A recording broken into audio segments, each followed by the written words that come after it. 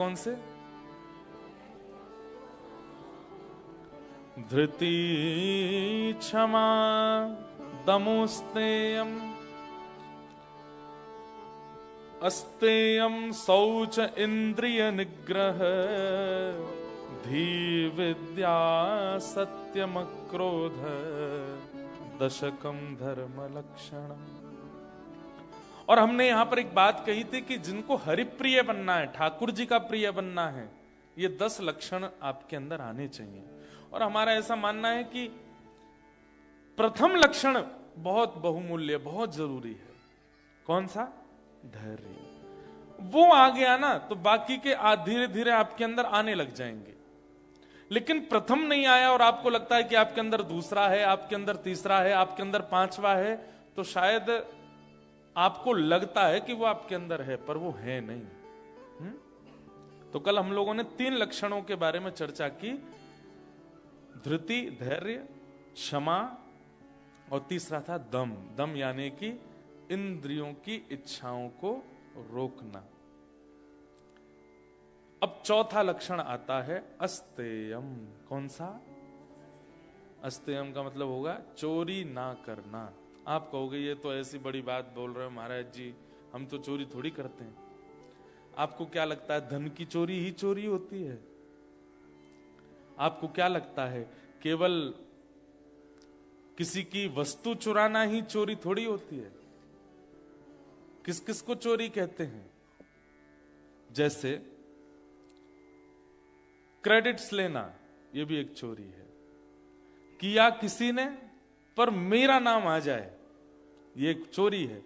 और जैसे चोरों को दंड मिलता है ना नरक में, ऐसी इस प्रकार की क्रेडिट्स चुराने वालों को भी चोरी मिलती है। और अगर आप इस बात को सुन करके किसी का ध्यान करो, हन्ना कैनबरा में एक है, सब हम करते हैं, लेकिन वो आगे आकर के अपना फोटो खिंचवा लेता है।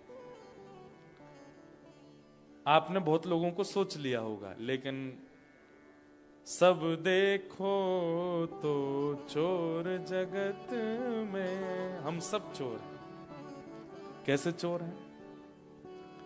आप ऑस्ट्रेलिया आ गए, यहां पे घर बनाया, व्यापार सेटल कर दिया, बच्चों को सेट कर दिया। कल को किसी ने कहा, बोले भैया तुमने बहुत व्यवस्थित कर लिया सब कुछ, सब ठीक है, भगवान की कृपा है। कहते तो हैं पर मन से मानते नहीं है इस बात को। अगर आप मानते हैं कि ठाकुर जी की कृपा है तो आप गिनाओगे नहीं।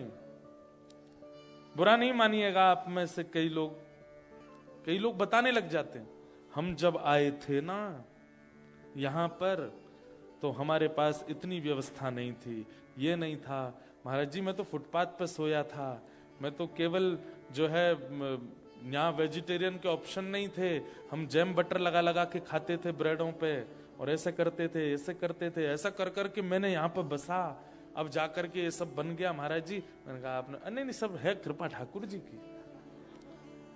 तो फिर आपने इतना गिनाया क्यों? हम सब चोर हैं,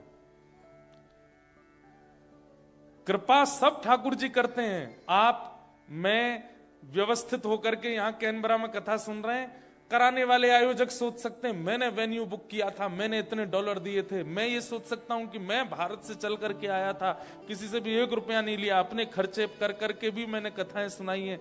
ये आपका और मेरा अभिमान, और ये आपका मेरा अपने लिए क्रेडिट लेना, ये चोरी है। ठाकुर जी कह रहे हैं मेरी इच्छा ही नहीं हुई होती तो तुम कर पाते? ये सब नहीं कर सकते। हम सब चोर हैं संसार में। इसलिए अस्तेयम पर मैंने बहुत चिंतन किया इस विषय पर। मैंने कहा चौथा लक्षण जो है, हम चोरी तो करते नहीं है, तो फिर इसका विस्तार समझाऊं कैसे मैं सबको? तब मन में गिरधर लाल जी ने ये भावना प्रकट की, किसने कहा तुम चोरी नहीं करते? करने वाले सब ठाकुर जी हैं, सब उन्हीं की इच्छा से होता है, पर हम अपने क्रेडिट्स ले लेते हैं कि हमने ऐसा किया, हमने ये किया, हमने वो किया। ये चोरी है। दूसरी चोरी सुनिएगा। कई बार ऐसा होता है, आप किसी से कुछ सीखते हैं और सीखने के बाद जब आप अपनी लाइफ में इंप्लीमेंट करते हैं और आपसे कोई और इंप्रेस्ड हो जाता है, तो आप उसको भूल जाते हैं जिसने आपको सिखाया था, जिसने आपको बताया था। उसका मेंशन कहीं भी नहीं होता, ये भी एक चोरी है।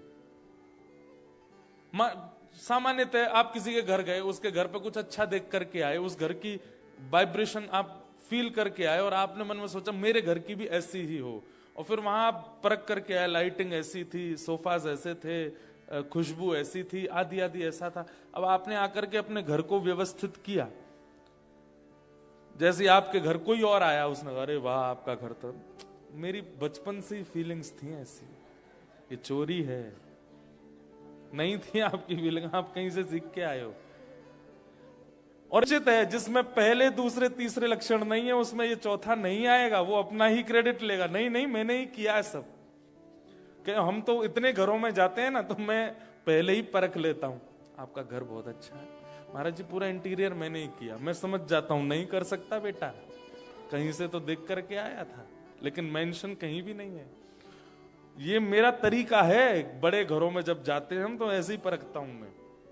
लेकिन कई लोग होते हैं वो मेंशन कर, महाराज जी मैं आपको बताऊं सत्य बात, एक बार मैं वहां गया था, वहां एक का घर मैंने देखा और उसका घर देख करके मुझे अच्छा लगा, वहीं से ये भाव मेरे मन में आया और मैंने कहा ये अच्छा है। निश्चित ही इसमें प्रथम दूसरा तीसरा लक्षण होगा, तभी ये चौथा लक्षण, ये चोरी नहीं कर रहा। कई लोग हैं, अब जैसे हम तो हिंदी में प्रवचन करते हैं, वो हमारी ही बात सुन सुन करके अंग्रेजी में रील बना बना के डाल रहे हैं। That was my thought process.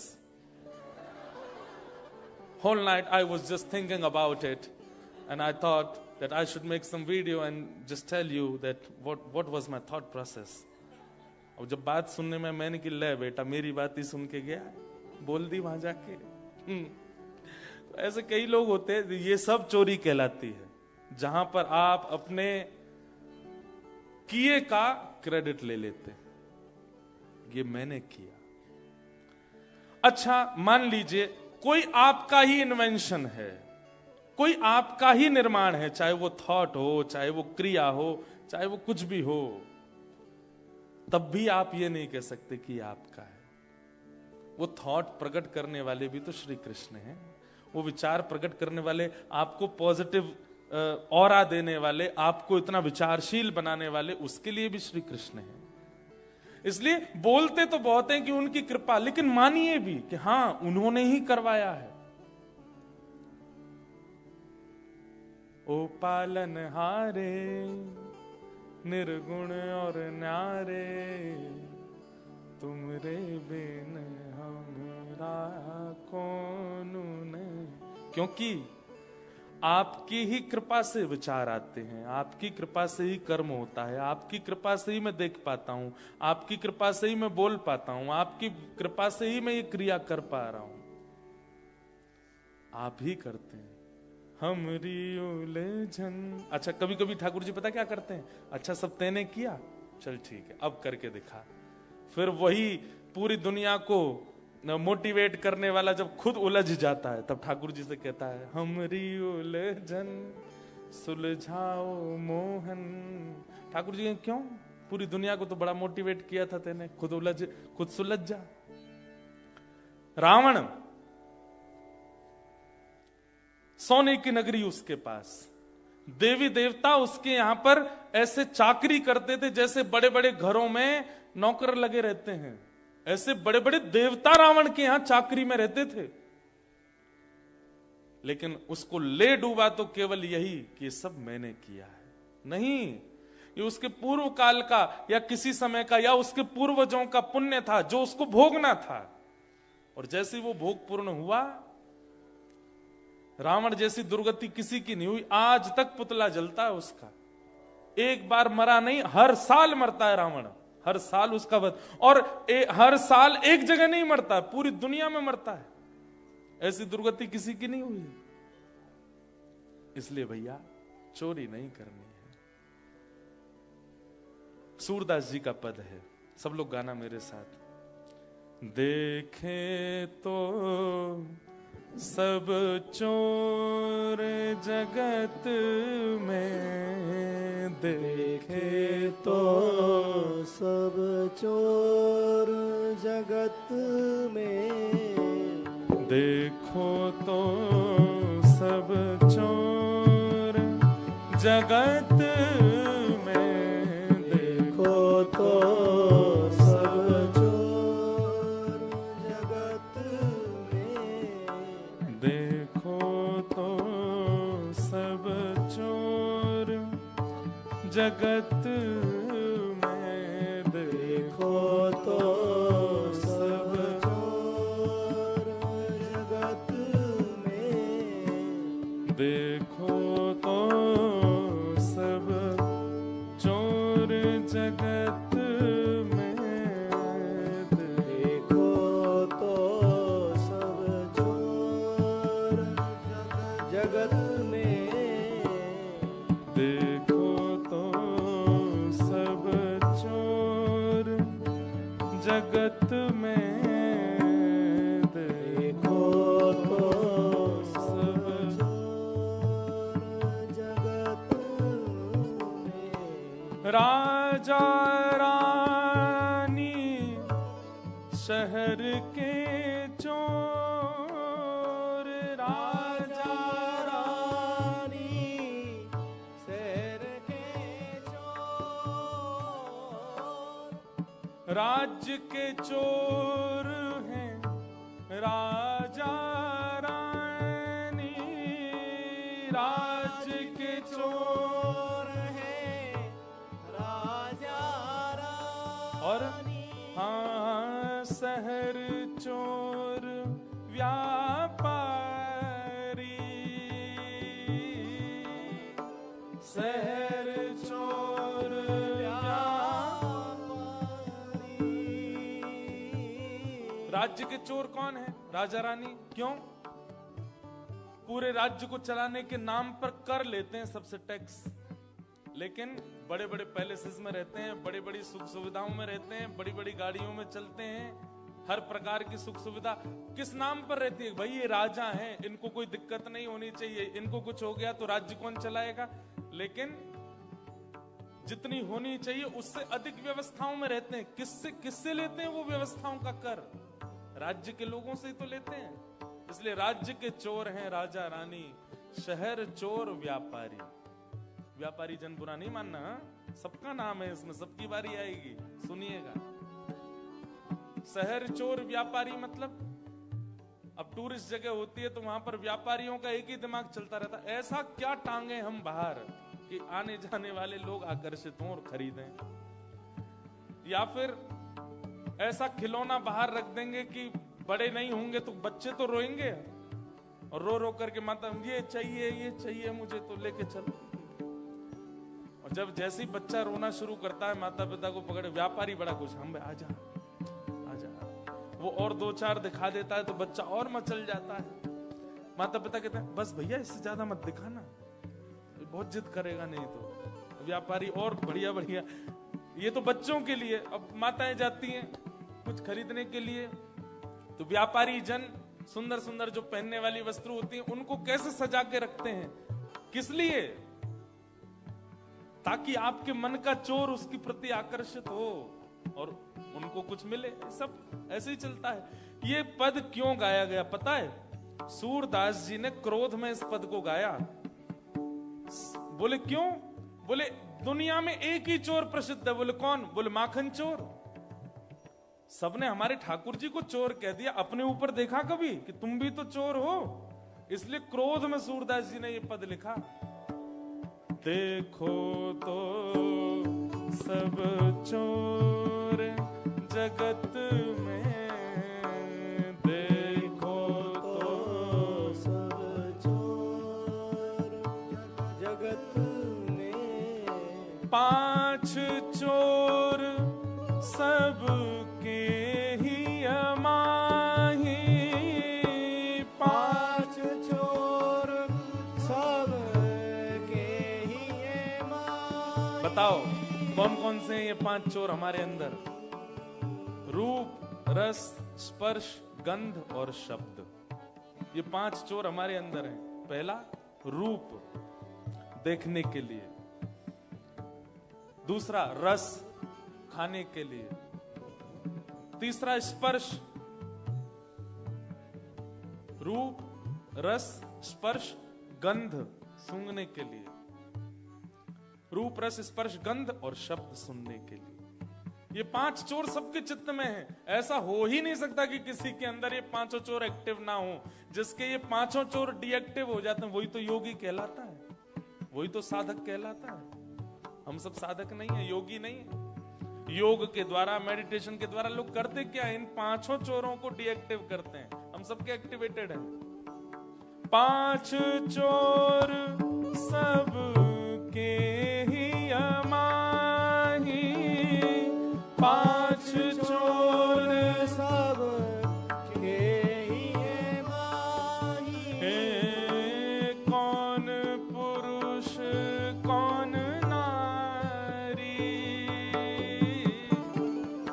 कौन पुरुष कौन नारी। जगत में देखो तो सब चोर, जगत में देखो तो सब चोर। और अंत में सूरदास जी कहते हैं जगत में सब चोर हैं, लेकिन चोर घोषित किसको कर दिया? ठाकुर जी।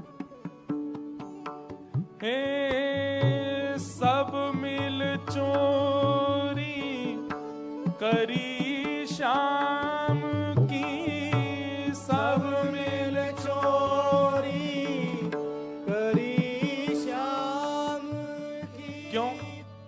छोटे बच्चे नटखट होते हैं। ये नटखट किसने बनाया बच्चों को? ठाकुर जी ने। ये नटखटपना कहां से चोरी किया? ठाकुर जी से। युवाओं में एक आकर्षण होता है, लोग उनसे खिंचे चले जाते हैं। ये युवाओं का रूप का आकर्षण, पहनावे का आकर्षण, चलने का आकर्षण, ये नट जैसी स्थिति करना अपने बालों के द्वारा, नेत्रों के द्वारा, हंसी के द्वारा, चाल ढाल के द्वारा दूसरों को आकर्षित कर लेना किसने सिखाया? ये नटवर वपु श्री कृष्ण ने।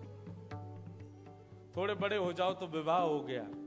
विवाह के बाद पत्नी के साथ कैसा रहना चाहिए, एक श्रेष्ठ पति का लक्षण क्या होता है, ये किसने सिखाया? श्री कृष्ण ने।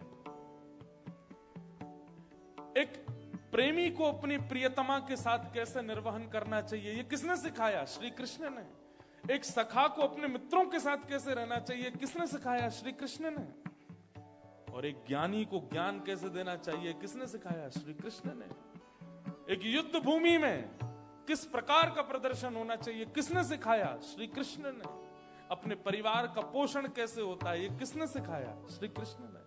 सूरदास जी कहते हैं सब मिल चोरी करी शाम की, सब मिल चोरी करी शाम की।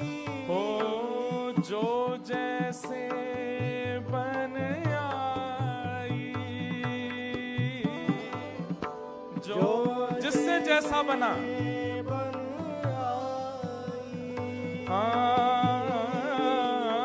सूरदास सठ कहाँ लगी वरणो, सूरदास सठ कहाँ लगे वरणो। पर माखन चोर कन्हाई,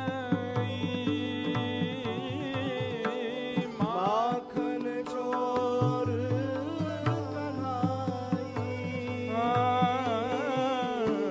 देखो तो सब चोर जगत में, देखो तो सब चोर जगत में। देखो तो सब चोर जगत में, देखो तो सब चोर। ये सूरदास जी ने क्रोध में लिखा। अरे बस चोर के नाम पे एक माखन चोरी दिखता है सबको, खुद को नहीं बोलते हो चोर। कोई पति श्रेष्ठ बन गया, कहां से सीख के आया ये श्रेष्ठ पति बनना? श्री कृष्ण से आया है। कोई बहुत सुंदर बनकर के अपने रूप का गुमान, ये रूप लावण्य को सजाना, रूप लावण्य से आकर्षण का किसने सिखाया? श्री कृष्ण ने। कोई ज्ञान दे करके अपने आप को मोटिवेशन स्पीकर मानता है, कहां से आया ये मोटिवेशन? श्री कृष्ण से आया। कोई बहुत बड़ा राजनीतिज्ञ बनता है, ये राजनीति कहां से आई है? श्री कृष्ण से आई है। और जब कहने पे आते हैं कि चोर कौन, बोले माखन चोर। माखन चोर का नहीं, सूरदास जी गुस्से में ये पद लिख रहे हैं। इसलिए भैया ये अस्तेयम, चोरी ना करना, इसका मतलब क्या है? आपको एक बहुत बड़ा इस सूत्र है, अगर सदैव आगे बढ़ते रहना है, सदैव एक श्रेष्ठ व्यक्ति के रूप में स्थिति को बनाए रखना है, तो कभी भी क्रेडिट अपना मत लीजिए। आप कुछ नहीं कर सकते। हमेशा ये सोचते ही रहिए मैं तो लायक ही नहीं था, मैं योग्य ही नहीं था, मुझसे हो ही नहीं सकता था, पता नहीं कैसे हो रहा है। ये भाव सदा चित्त में रखो। धृति, क्षमा, दम, अस्तेयम, ये चौथा लक्षण है। समझ आ गया? अब पांचवा लक्षण, शौच। शौच यानी कि पवित्रता। ये पांचवा लक्षण है। अब यहां पर भी पवित्रता का अर्थ स्नान करना नहीं होता, अच्छे कपड़े पहनना नहीं होता, साफ सुथरा रहना नहीं होता। अगर पवित्र रहना, साफ सुथरा रहना ही श्रेष्ठ होता तो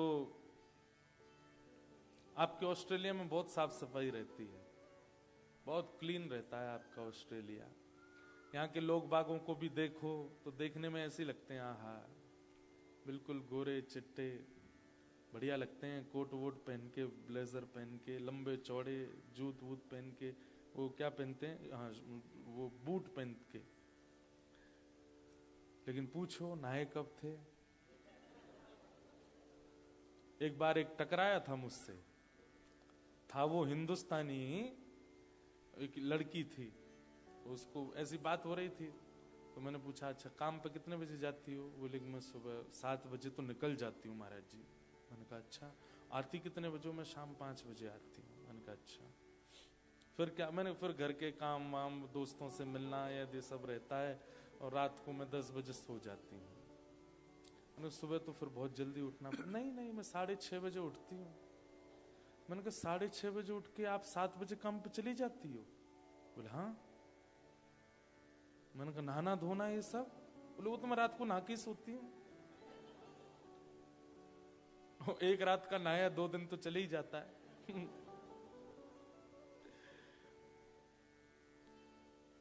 ऐसी तो यहां स्वच्छता है।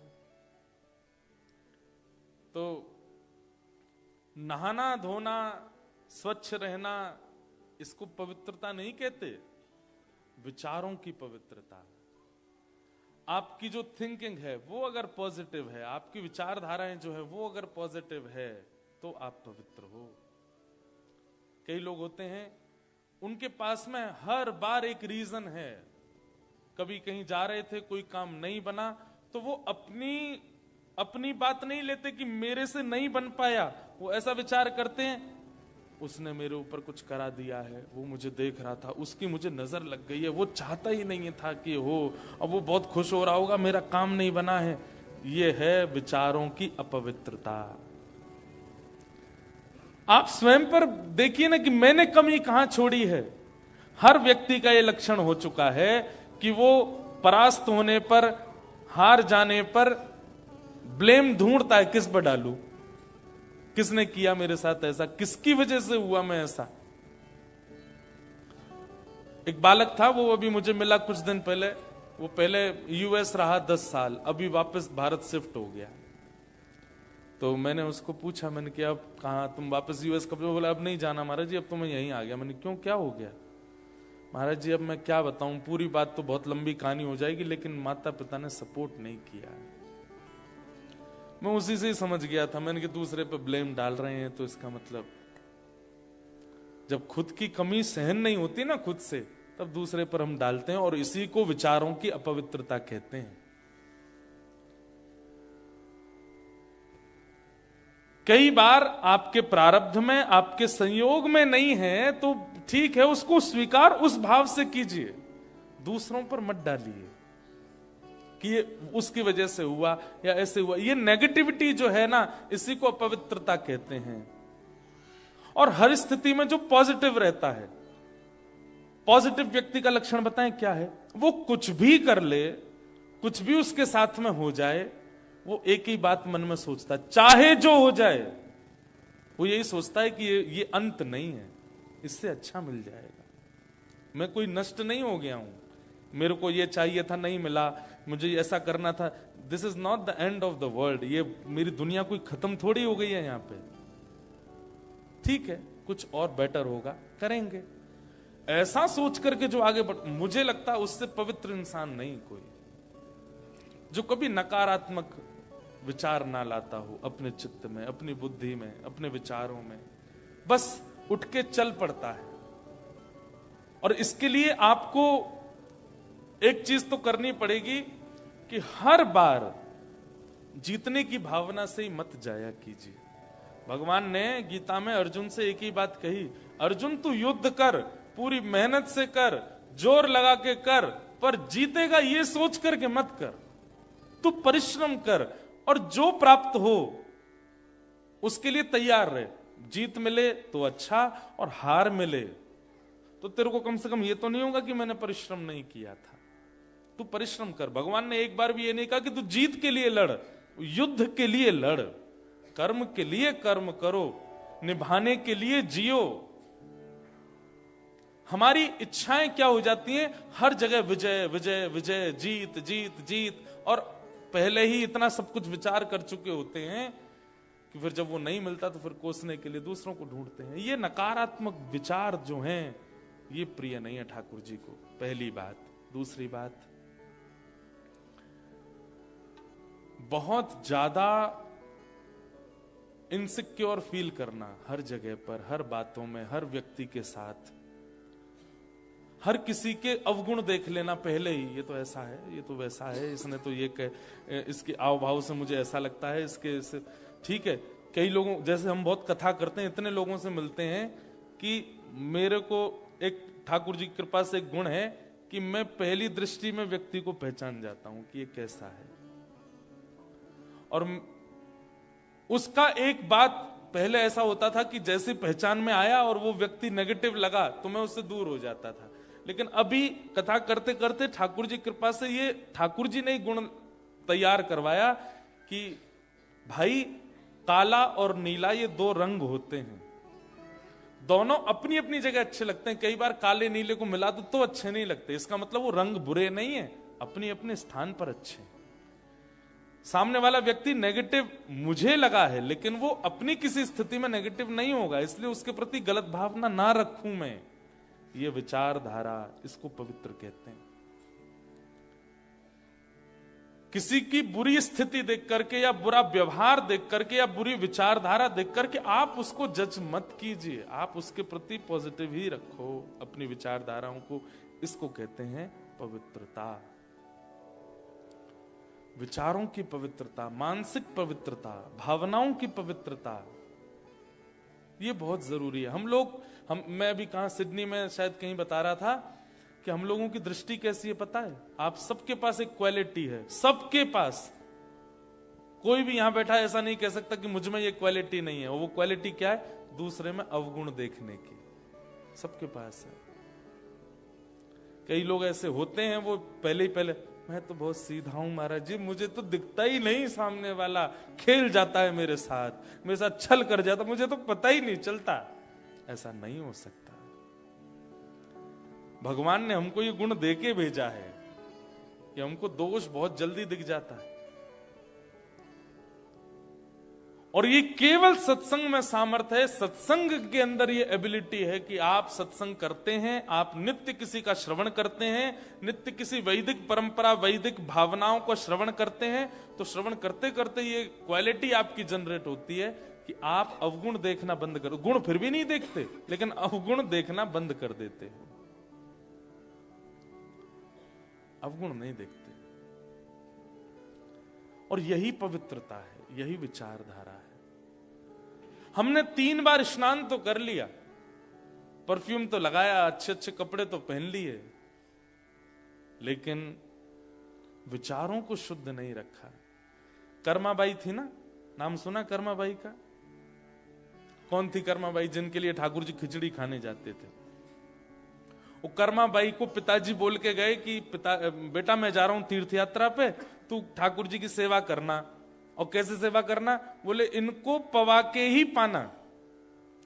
कर्माबाई ने उस बात को इतने अधिकार से ले लिया अपने मन में। अब तो सुबह उठते ही कर्माबाई, छोटी सी लाली, सुबह उठते ही बिना नहाए धोए खिचड़ी बनाती, बिना शुद्ध अवस्था में खिचड़ी तैयार करके ठाकुर जी के आगे परोस देती। ठाकुर जी पाओ, आंख मीटती रहती, पाओ। कभी कभी तो बताते हैं कि वो दातुन करती थी और दातुन के पिछले भाग से खिचड़ी चला देती थी, ठाकुर जी के लिए बना रही है। और उस कर्मा की खिचड़ी को खाने के लिए ठाकुर जी महाप्रभु जगन्नाथ दौड़ करके आते थे। क्यों? क्यों? सीधी थी, सरल थी, सहज थी, पवित्र, भले ही बाहर से ना हो भीतर से थी। ऐसी उनके विषय में कथा आती है कि एक बार कर्माबाई जब थोड़ी बड़ी हो गई तो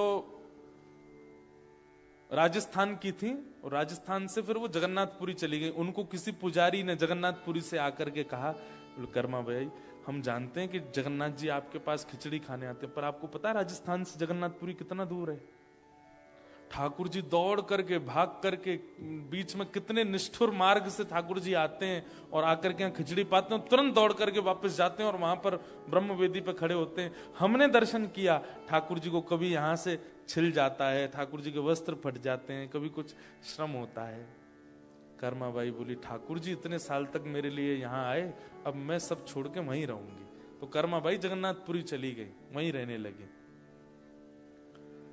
तो ठाकुर जी बड़े प्रसन्न, अब तो मैया बगल में ही आ गई। तो सुबह सुबह मंगला में ही ठाकुर जी जाते थे। आज भी उस खिचड़ी का नाम कर्मा की खिचड़ी है, आज भी पाते हैं ठाकुर जी। तो एक महात्मा कर्माबाई के पास गए और कर्माबाई के यहाँ रोज संतों की भीड़ लगती थी। क्यों? क्योंकि सुबह जब ठाकुर जी आते थे ना, तो ठाकुर जी का कुछ अवशेष उनके घर पर रह जाता था, उसका दर्शन करने आते। आज ठाकुर जी की माला रह गई, आज ठाकुर जी का वस्त्र रह गया, आज ठाकुर जी का चंदन रह गया, आज ठाकुर जी की सुगंधी घर में आ रही है। तो संत आते थे दर्शन करने।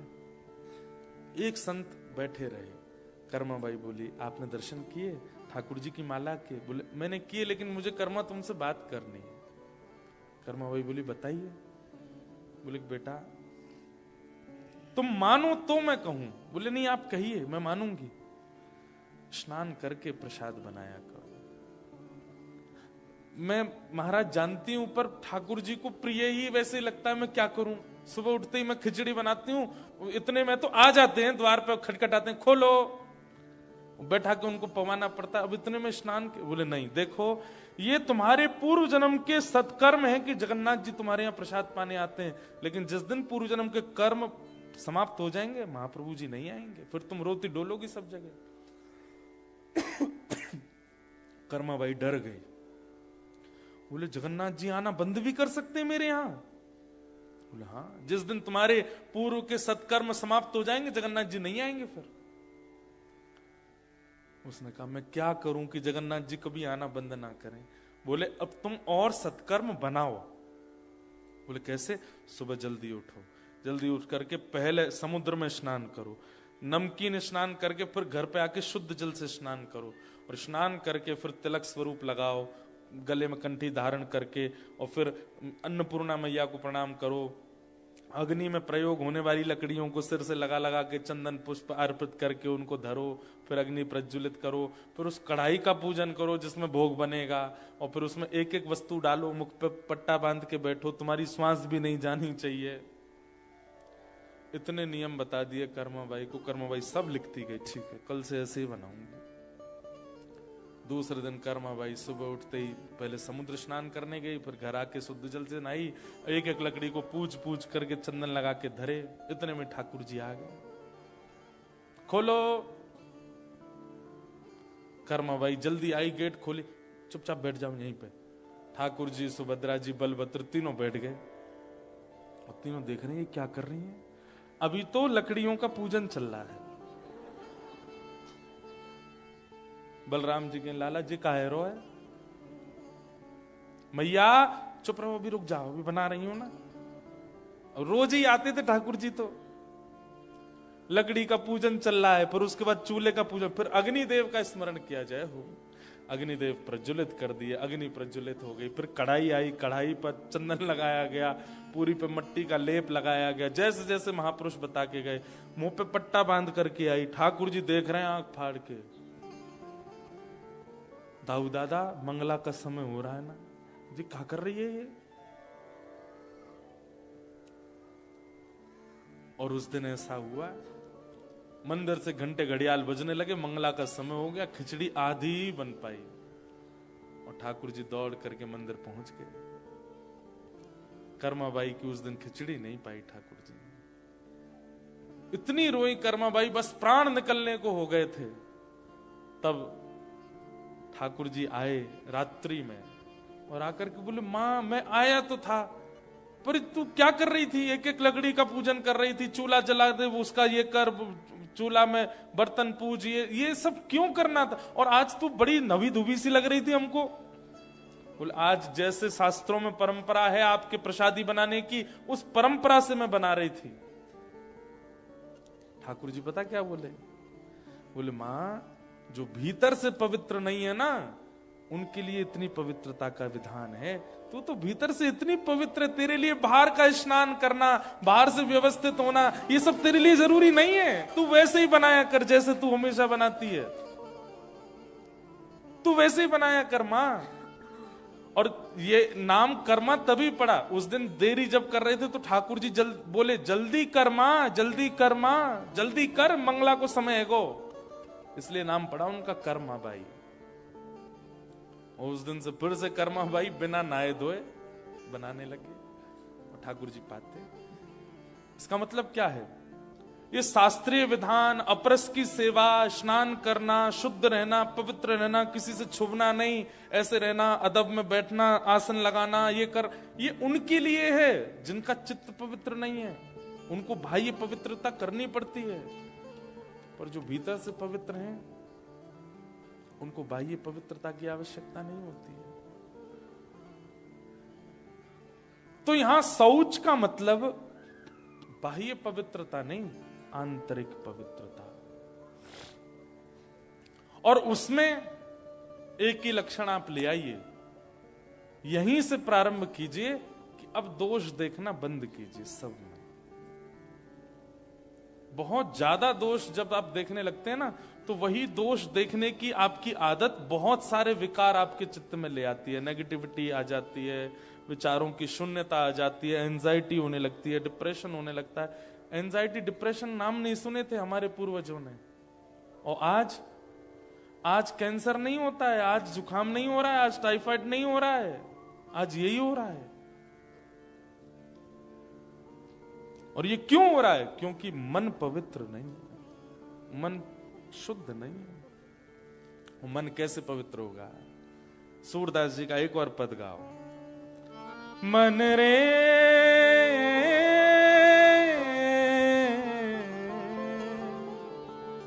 कृष्ण नाम कह लीजे, राम नाम कह लीजे, मन रे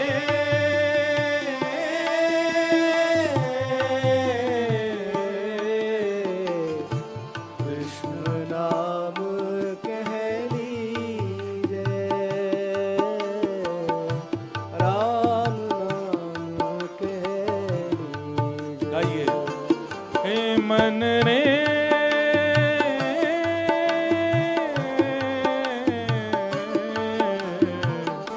कृष्ण नाम कह लीजे, राम नाम कह लीजे, ओ मन रे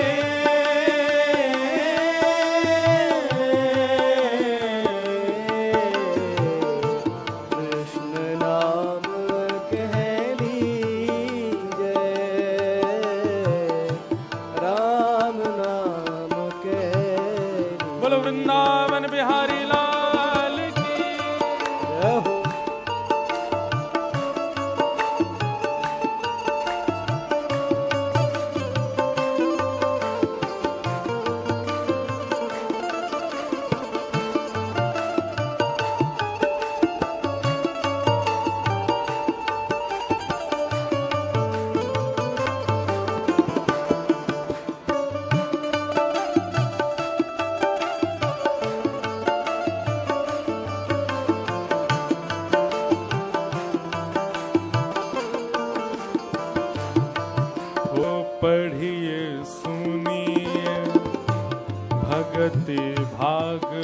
भागवत और कहाँ कछु कीजे।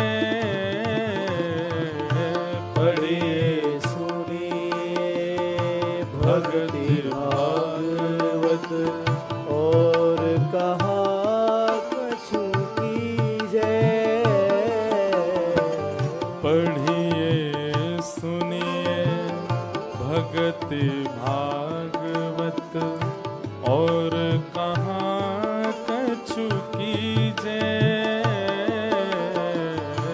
पढ़िए सुनिए भक्ति भागवत कहाँ कछु कीजे। सूरदास प्रभु शरण ताकिए। सूरदास प्रभु शरण ताकिए। सूरदास प्रभु शरण ताकिए। सूरदास प्रभु शरण ताकिए। बिरथा काहे जीजे। बिरथा काहे जीजे। मन रे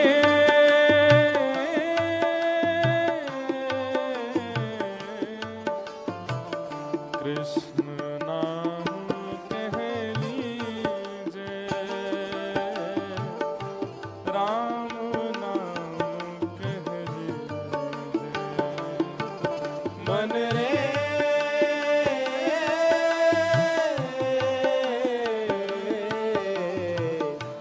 कृष्ण नाम कह लीजे।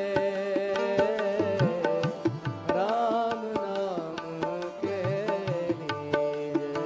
ओ मन रे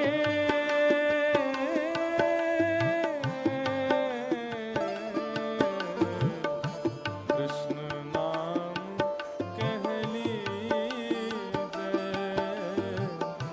राम नाम कह लीजे। ओ मन रे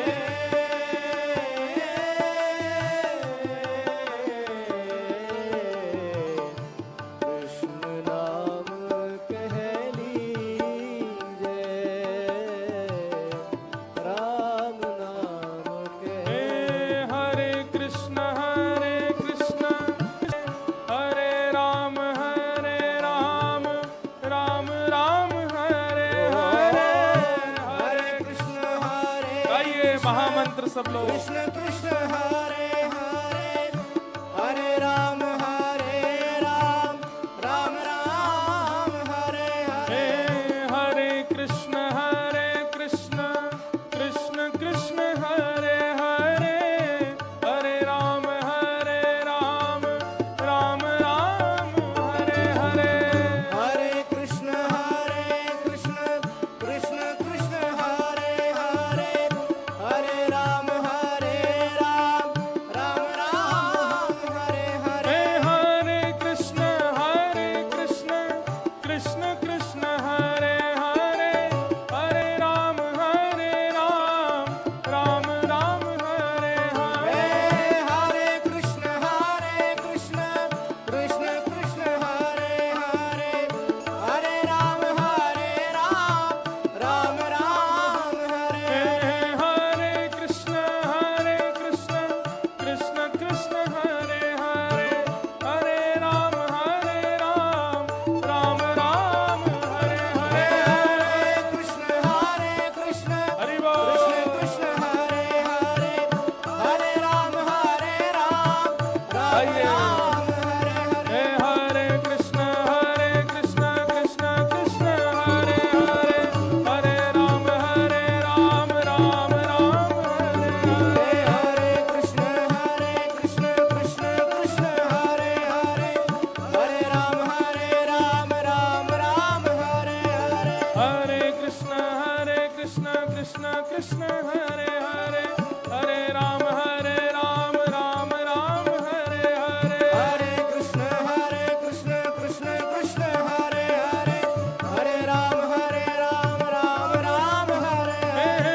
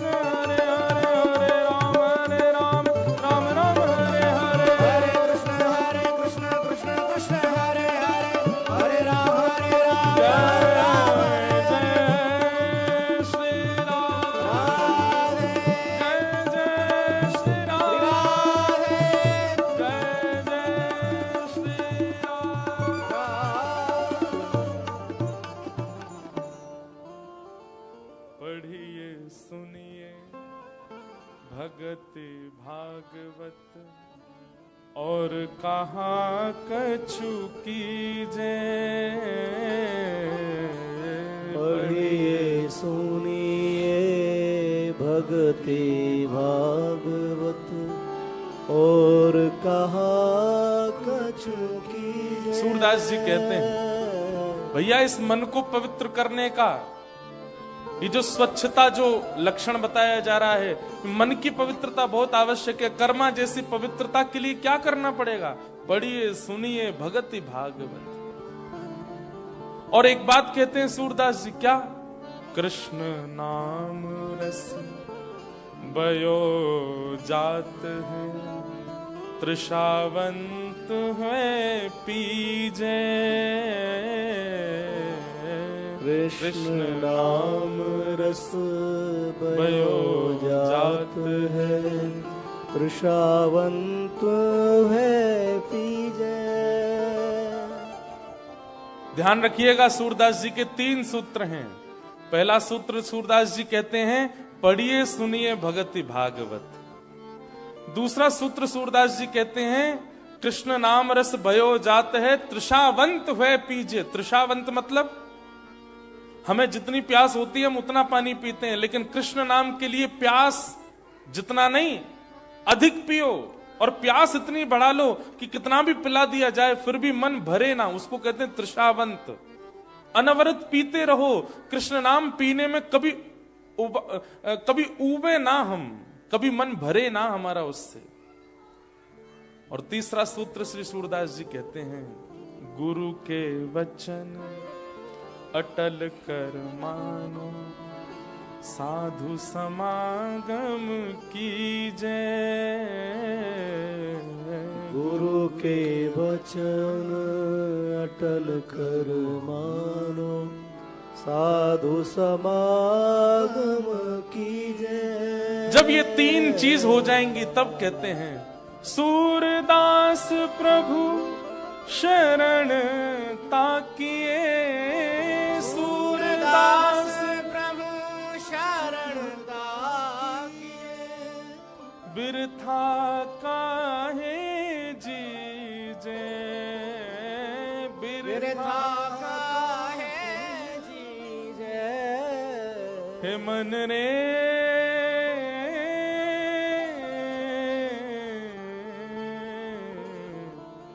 कृष्ण नाम कह लीजे, राम नाम कह लीजे।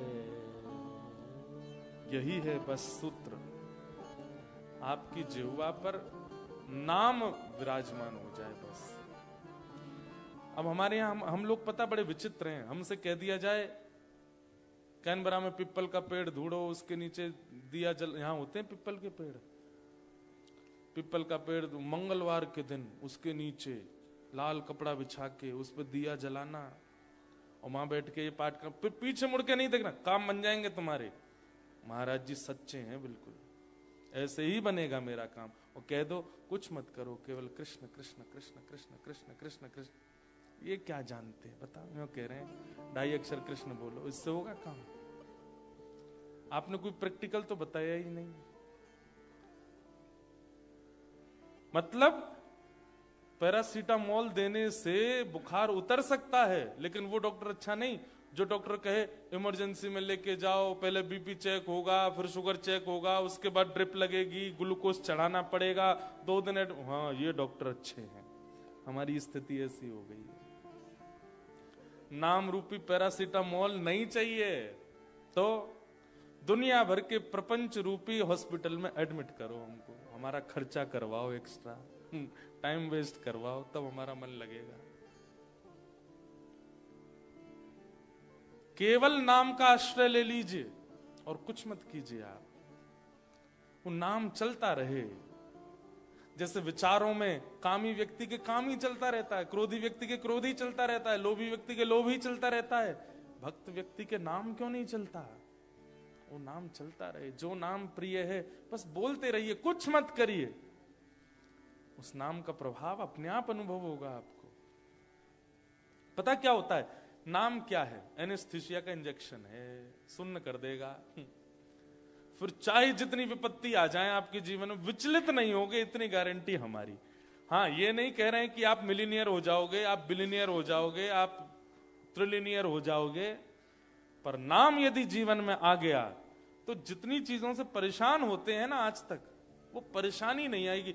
आपको लगेगा यार मेरी गाड़ी से कंगारू हिट हो गया, आगे से गाड़ी खत्म हो गई, इंश्योरेंस मिलने वाला नहीं है, मुझे पीड़ा क्यों नहीं हो रही है अंदर, मेरा इतना नुकसान हो गया, मुझे पीड़ा क्यों नहीं, बच्चे मेरी मानते नहीं, मुझे पीड़ा क्यों नहीं हो रही, पति बिल्कुल विपरीत हो गया, मुझे पीड़ा क्यों नहीं हो रही है।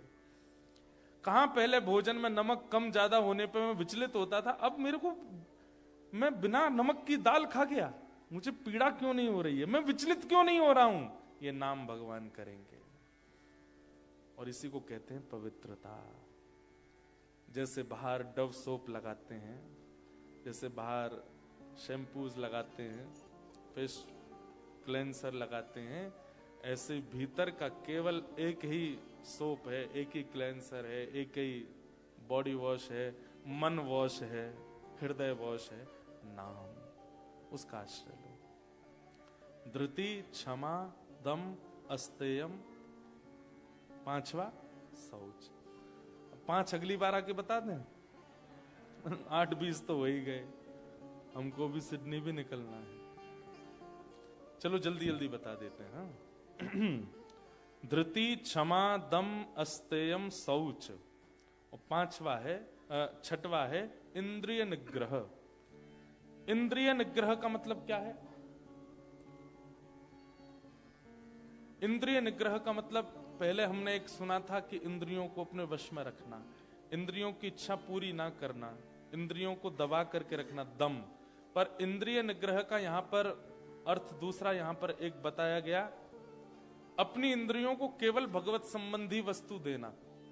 जैसे हमने चुन रखा है, हम इसी ब्रांड के कपड़े पहनेंगे, इसी ब्रांड का परफ्यूम लगाएंगे, इसी ब्रांड के राइस खाएंगे, ऐसे ही एक नियम धारण कर लिया जाए, क्या कि हम अपनी इंद्रियों को केवल वो वस्तु प्रदान करेंगे जो कृष्ण संबंधी है आदि, उससे विलग किसी वस्तु का सेवन इन इंद्रियों को नहीं कराएंगे। इसको कहते हैं इंद्रिय निग्रह। सुनेंगे भी वही जिसमें कृष्ण हो, देखेंगे भी वही जिसमें कृष्ण भाव हो। अगर ऑस्ट्रेलिया है, यहां तो कृष्ण नहीं है, आप लोग ऐसा सोचो, ऐसा नहीं है, सब जगह ठाकुर जी हैं। देखने के लिए दृष्टि चाहिए। जो ठाकुर जी गैया चराते हैं वृंदावन में, वो यहाँ पे कंगारुओं के बच्चे निकाल के उनके थैला में बैठ जाते होंगे और वहीं बैठ करके उसको ही हाँकते होंगे, चल बेटा कुदा के ले चल। यहाँ तो और आनंद आता होगा ठाकुर जी को, कंगारू जब कूदते होंगे। कभी कभी मैं सोच रहा था कंगारू देख के, मैंने कि ये वृंदावन में होते तो ठाकुर जी गैया चराने इन्हीं में बैठ के जाते। चल मैया बुला रही है, जल्दी दौड़ो, जोर जोर से कूद के चलता ठाकुर। फिर ठाकुर जी थैला से बाहर निकल के आते, मैया। कितना आनंद आता। ये कंगारू नहीं थे वहां पे ठाकुर जी को। अभी मैं अफ्रीका गए थे कुछ दिन पहले, तो वहां मुझे जिराफ दिखे, तो मैं सोच रहा था, मैंने कि जिराफ अगर होता ब्रज में तो कितना आनंद आता ठाकुर जी को। ठाकुर जी को पेड़ से कुछ तोड़ने के लिए लकुटी लेके चलते हैं ठाकुर जी लंबी, कि कोई वन में वृक्ष मिले जिसमें फल हो तो जोर से मार के तोड़ूं। मैंने कहा अगर ये जिराफ ब्रज में होते, ठाकुर जी लकुटी नहीं रखते, जिराफ पे चढ़ जाते, उसकी गर्दन पे चढ़ के ऊपर से पकड़ के निकाल लेते। और मैंने कि जिराफ के और भी काम होते क्या। इतनी बड़ी बड़ी बिल्डिंग थोड़ी बनती थी उस समय, छोटे छोटे घर होते थे, झोपड़ियां होती थी ठाकुर जी के समय पे। तो ठाकुर जी जिराफ का सहारा लेते हैं, रे देख के बता कौन सी गोपी दही मथ रही है। तो जिराफ ऊपर से देखता, तीसरी गली में दही निकल रहा है ठाकुर जी। अफ्रीका में जाके भी मुझे ठाकुर जी का अनुभव हुआ वहां जिराफ देख करके। दृष्टि चाहिए, सब जगह अनुभव कर लोगे, ठाकुर जी सब जगह हैं। कभी कभी घूमने जाते हैं आप लोग, तो इसी विचारधारा से जाओ कि वहां की सुंदरता नहीं देखनी है, वहां क्या है वो नहीं देखना है, वहां जाकर के ये अनुभव करना है कि ठाकुर जी यहां होते तो कैसे। देखो आपके सारे ट्रिप, सारी विचारधारा, सारी दृष्टि कृष्ण में हो जाएगी, आपको यही व्रज का अनुभव होने लग जाएगा। आज हम गए थे, कौन सी जगह थी, बोनजाइज नेशनल अब वो क्या था, पार्क तो था नहीं, वो जो भी ऑडिटोरियम, तो वहां पे छोटे छोटे वृक्ष देखे, 5-5 हजार नहीं 500 साल पुराने, 100-200 साल पुराने छोटे छोटे वृक्ष देखे। कलयुग के वर्णन में ऐसा कहीं कहीं आता है कि घोर कलयुग जब आएगा तो मानवों की हाइट इतनी छोटी हो जाएगी कि जो छोटे छोटे पौधे आज हम देखते हैं, इनके नीचे हम छाया लिया करेंगे, इतने छोटे हो जाएंगे हम। आज उसका हमको पहला रूप दिख गया, मैंने कि इन्हीं पेड़ों के नीचे हम आएंगे जो यहाँ रखे हैं। वो देखने में ऐसे लगते हैं कि उनको पास से देखो तो कितना विशाल पेड़ होता है, लेकिन वो छोटे छोटे हैं। ठाकुर जी का अनुभव भी वहां कर रहे थे। मैंने कि बताओ, मैं अपने लाल जी के लिए विचार कर रहा था। मैंने कि हमारे लाल जी इतने से हैं, हमारे लाल जी की निकुंज तो यही है।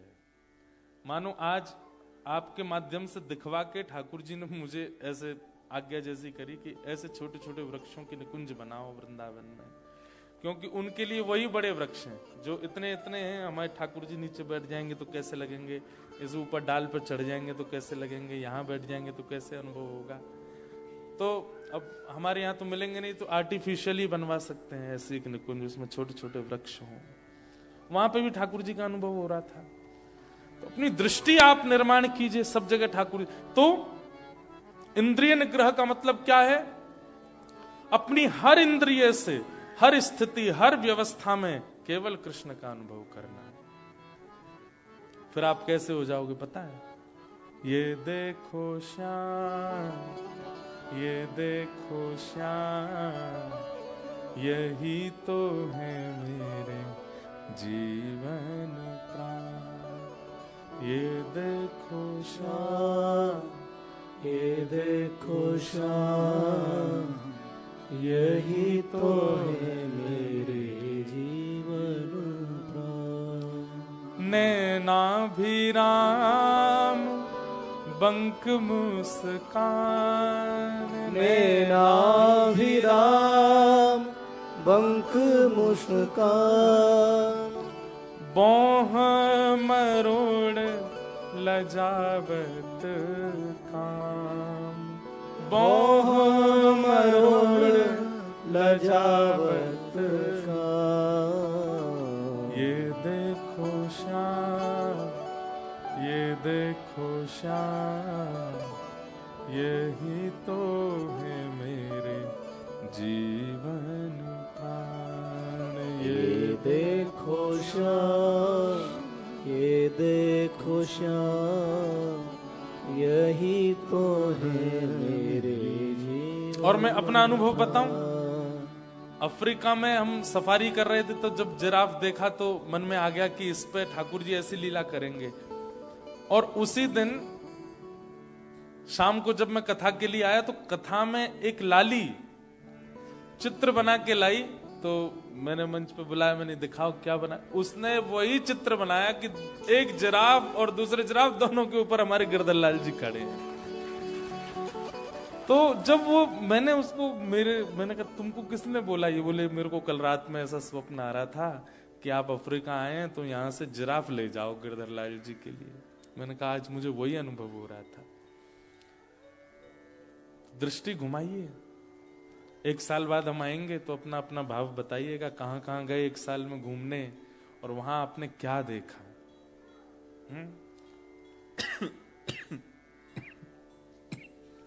हमारी दृष्टि में तो हम जहां भी घूमने गए, वहां हम होबार्ट में गए, ऊपर बर्फ में खेल रहे थे, वहां पे भी हम ठाकुर जी का ही भाव रख रहे थे। सब जगह श्री कृष्ण है, बस भाव रखने की देर है। ऐसे प्रत्येक इंद्रिय से कृष्ण का भाव रखना, इसको कहते हैं इंद्रिय निग्रह। धृति, क्षमा, दम, अस्तेयम, शौच, इंद्रिय निग्रह। धी यानी कि विवेक, सही और गलत की पहचान, क्या सही है क्या गलत है इसकी परख होना। धी दूसरा होता है विद्या। विद्या यानी कि मेरे पास सामग्री है, इस सामग्री का मैं कहां प्रयोग करूं जिससे सर्व कल्याण हो, इसको विद्या कहते हैं। विद्या का मतलब ये नहीं होता कि मेरे पास ये सामग्री है और इससे मैं अपना ही हित कर लूं, इसको विद्या नहीं कहते। विद्या का मतलब मेरे पास ये सामग्री है, भले ही वो बुद्धि है, भले ही वो धन है, भले ही वो विचार है, भले ही वो बल है, उसका मैं कहां प्रयोग करूं जिससे सबका कल्याण हो जाए। धी विद्या। और 9वां लक्षण है सत्यम, सत्य बोलना। और अंतिम लक्षण है अक्रोध, क्रोध ना करना। दशकम धर्म लक्षण, ये धर्म के 10 लक्षण हैं, हरिप्रियों के 10 लक्षण हैं। अब एक एक का विस्तार होता तो फिर और विचारधाराएं थी उनके प्रति बोलने की, पर अब जितने भाव यहाँ प्रकट हो पाए उतने सुन लो। अगली बार कैनबरा में हमने बोल दिया है कि हम 5 दिन कथा करेंगे। कथा हो सकता है कि कथा 3 ही दिन हो, 2 दिन केवल डोलेंगे, यहाँ पे ठाकुर जी को ढूंढेंगे, स्नो ही जाएंगे, ऐसा करेंगे। यहाँ कथा करने के बाद में आप सब लोगों को भी डेट टाइम बता देंगे, स्नो ही पहुंच जाना सब लोग मई। फिर वहाँ बर्फ में खूब उधम मचाएंगे, ठाकुर जी गिरधर लाल जी का अनुभव करेंगे, वहीं पर संकीर्तन करेंगे। और एक आध कोई और जगह यहाँ होगी तो वहां पे भी चल देंगे, खूब ऐसा आनंद करेंगे। तो इस बार के इस मधुर सत्र को हम विराम देने के लिए अब अग्रसित हो रहे हैं, क्योंकि इस समय भी बहुत अधिक हो गया है। आज वर्षा भी हो रही है, हम लोगों को बहुत दूर भी निकलना है। आइए कथा विश्राम करें, उससे पूर्व 2 मिनट हरि नाम संकीर्तन भगवत भाव उस गा लेते हैं और फिर आज के भाव को विश्राम देंगे। क्या गाँव है?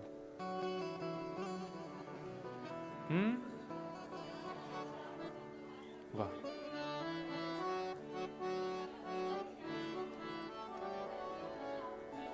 बात है सबके अलग अलग। क्या? हाँ जी, वाह हैं? अच्छा, प्यारो वृंदावन गाएं, इनके बोट दो। चलो, बोट कितने हैं इस पे? प्यारो वृंदावन की ज्यादा। और राधा गोरी गोरी चलो मैं सब गा देते हैं, सब मिला के गा देंगे। श्यामा हृदय कमल सो प्रगट्यो, श्यामा हृदय कमल सो प्रगट्यो, श्यामा हृदय कमल सो प्रगट्यो, श्यामा हृदय कमल सो प्रगट्यो। और श्याम हृदय दूधा वृंदावन प्यारो वृंदावन, वृंदावन प्यारो वृंदावन, हे श्री वृंदावन मेरो वृंदावन, वृंदावन प्यारो वृंदावन। सब सुख सागर रूप उजागर रहे वृंदावन